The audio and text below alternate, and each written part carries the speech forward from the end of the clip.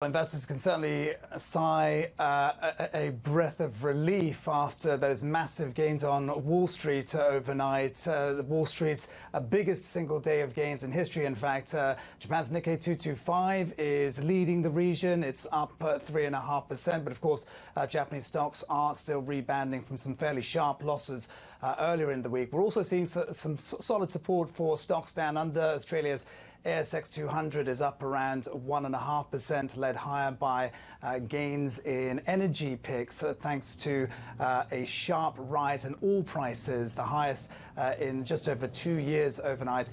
Traders have also been keeping a very close eye on Hong Kong, of course, coming back open after a 2.5-day break. There had been expectations for a lot of volatility today, but the Hang Seng Index does seem to have bypassed a lot of that and has posted some modest gains so far. And we're seeing some strong performances from the financial, energy and gaming sectors in particular. So, Patrick, these gains come following a pretty dismal December, but are investors feeling confident now that there will be some continued positive momentum?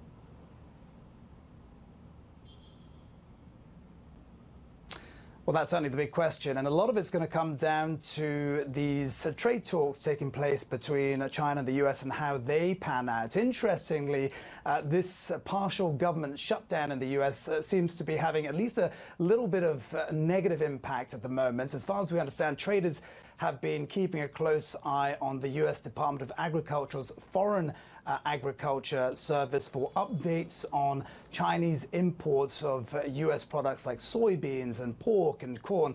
Now, because of that hiatus, the website has had to be temporarily shut down. We're not getting the updates that they need for monitoring these things. So any uncertainty, of course, is a bad thing for market players. But overall, as far as the trade negotiations are going, there are some positive signs.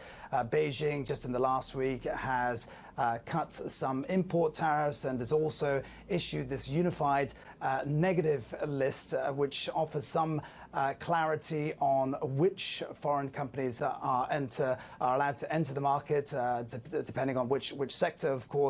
And there's also this report out that the next round of talks between the two sides are going to be taking place on January 7th.